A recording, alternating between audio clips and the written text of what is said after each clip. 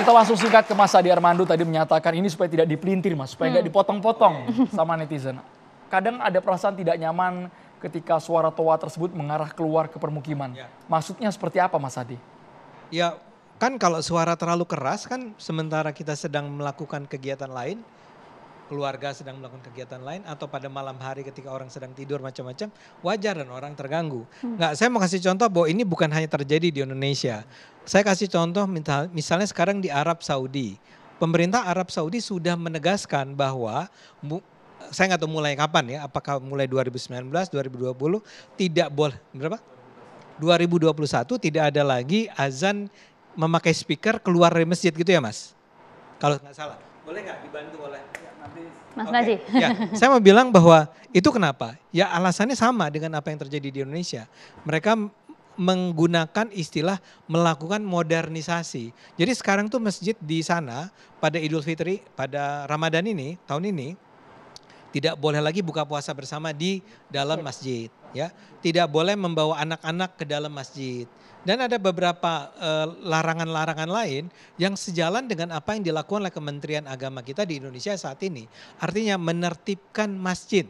Menjadi masjid adalah sebuah tempat beribadah yang khusyuk, yang tenang, dan indah ya. Tidak sama sekali tidak ada unsur mengganggunya lagi. Ya, tentu saja yang ingin saya katakan adalah bahwa ini bukanlah sebuah persoalan yang khas Indonesia. Ini barangkali adalah persoalan yang khas dunia Islam di seluruh dunia. Bagaimana kita mulai menata kembali hidup kita, kehidupan keagamaan kita dengan cara baru sesuai dengan perkembangan zaman seperti yang tadi dikatakan oleh Ustadz di awal ya, bahwa semua itu tergantung pada konteks waktu dan konteks tempat. Kalau waktu dan tempatnya sudah berubah, wajar seandainya kita harus menata ulang semuanya. Oke, meskipun ini tahunan, setahun sekali kok Bang Ade gitu.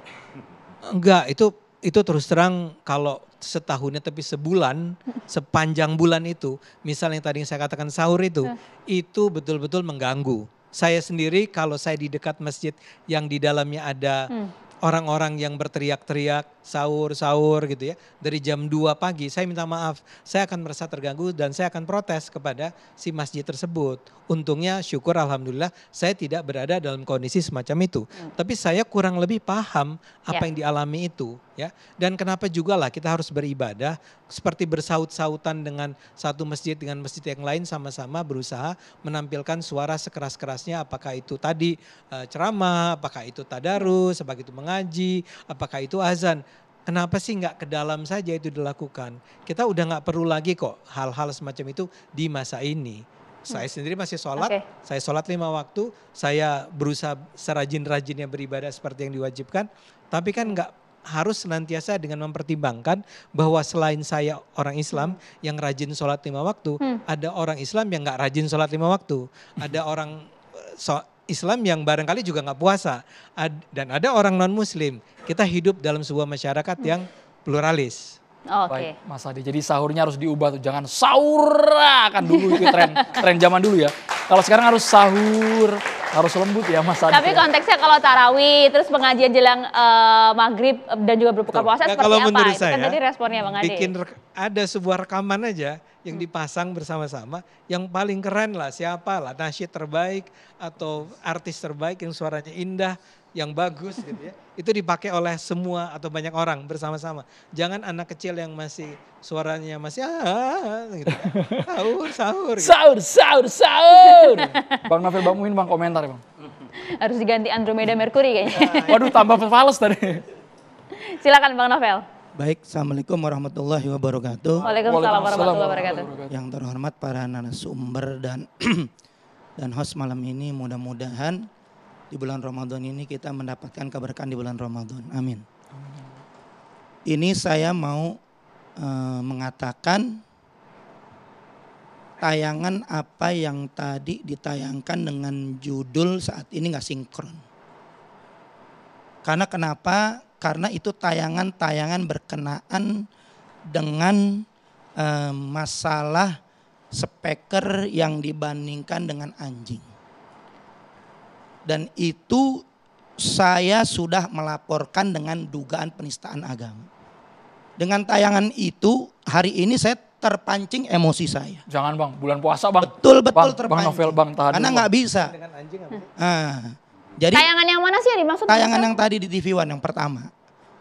Jadi bukan dengan konteks surat edaran yang baru saat ini nomor 1 tahun 2024 yang berkenaan dengan surat edaran nomor 5 tahun 2022. Tahun 2022 itu mengatur tentang yaitu pengaturan pengeras suara. Nah, spesifikannya lagi untuk yang saat ini nomor 1 tahun 2024 itu untuk mengatur. Konteksnya adalah berkenaan dengan yaitu pengeras suara ketika melakukan sholat tarawih dan tadarus. Oke, kita fokus di sana kalau gitu Bang Novel. Situ. Ya, kita fokus di sana. Ini saya sampaikan berkali-kali, bukan yakut namanya kalau nggak bikin gaduh negara ini. Mungkin kalau apa yang disampaikan Yusuf Kala clear, kita tahu, paham gitu. Ukhuwah Islamiyah Bang. Jadi toleransi Bang, kata Menteri Agama. Ya, masalah toleransi ini kita semua udah paham, udah hatam. Indonesia negara paling toleransi sedunia. Karena berbagai macam suku, bangsa, agama tumpah ruah di situ. Itu paling toleransi. Dan kita nggak usah diajarin lagi tentang toleransi. Justru kita merasa tersinggung seakan-akan kita bego dengan toleransi. Karena kenapa? Karena menurut hukum juga kita akan lebih taat kepada pasal atau undang-undang tertinggi secara hierarki. Nggak boleh dengan surat edaran ini kita melanggar daripada konstitusi yang ada, ketuhanan yang Maha Esa, pasal 29 Undang-Undang Dasar 1945 dengan ayat nomor 1, 2, 3. Itu kita sudah dijamin kebebasan dalam untuk beragama ini masing-masing udah dijamin. Nah, kesempatan yang saat ini jadi masalah dengan suara berkenaan, kita fokus langsung ke tema yang ramai saat ini dengan surat edaran nomor 1 tahun 2024. Yang tadi Kiai sudah sampaikan, ini bukan masalah adat lagi. Akan tetapi keberlangsungan beribadah itu. Karena saya kemarin itu ceramah tarawih full, insya Allah full, saya tiap malam mengisi ceramah tarawih. Jadi ketika malam pertama itu nggak bisa kalau nggak pakai speaker luar. Karena yang dikritisin saat ini yang menjadi fokus arahannya adalah penyelenggaraan sholat tarawih dengan pengeras suara di luar. Yang dihimbau untuk di dalam. Kalau di dalam itu jamaah membludak. Semalam saya itu di dalam masjid, di pinggiran saja nggak dengar. Ini jamaah sudah di jalan sampai ke belakang. Kalau nggak pakai speaker luar itu nggak terdengar. Bagaimana bisa untuk kita mengikuti daripada imam ini ketika akan menjadi imam itu kan memberikan kode ataupun takbir ketika akan mengganti rukun-rukun atau mengganti ruku dan sujud itu. Mereka kalau nggak sampai mereka ketinggalan, akan rusak ibadah itu. Nah ini sama juga harus diperhatiin. Yaitu daripada keberlangsungan ibadah itu. Nah kalau masalah toleransi di tempat saya ini di Pejaten Barat 2 itu komplek bersebelahan dengan langsung kedutaan masyarakat yang memang kebanyakan penduduk orang-orang asing daripada orang-orang yang keluarga besar kedutaan besar Australia. Kita sudah berlama-lama di situ. Mereka nggak tersinggung. Mungkin kalau ada justru dengan ada peraturan yang ada, mereka merujuk kepada peraturan padahal mereka nggak pernah terganggu. Dengan ada justru ini akan menimbulkan kegaduhan yang merasa mereka terganggu, yang mereka toleransi menjadi tidak toleransi. Nah, toleransi itu adalah yaitu sama-sama menghormati kedua belah pihak. Kemarin kita ini boleh dikatakan ada yang namanya Hari Raya Nyepi. Kita nggak pernah ganggu ibadah Hari Raya Nyepi. Silahkan umat Islam yang ada di sana sesuai dengan asas proporsional keadilan, di mana Islam minoritas akan tunduk kepada peraturan-peraturan atau pemda-pemda yang mayoritas, umpama di Irian atau Papua. Di situ ada minoritas ataupun di Bali. Mereka ikut dengan apa yang ada aturan-aturan di situ. Mereka sudah cukup toleransi. Artinya sesuai asas proporsional dan keadilan. Nah kalau di sini kita melihat mereka sudah nggak ada masalah. Justru yang saat ini dikeluarkan edaran adalah masalah. Selama ini kita nggak ada masalah. Nah ini adalah menimbulkan yaitu perpecahan yang memang lagi-lagi Ingin Ramadan ini kita disuruh ribut, ingin Ramadan ini kita diprovokasi dengan pernyataan-pernyataan yang saat ini sangat sensitif. Ini sangat sensitif apalagi berkenan dengan ibadah. Nah, masalah toleransi mereka sudah toleransi terhadap kita. Indonesia ini di Islam ini di dalam almanak tanggalan punya hari raya. Hari raya itu 5 hari besar tanggal merah. Mereka nggak pernah protes. Kenapa? Proporsional dan adil.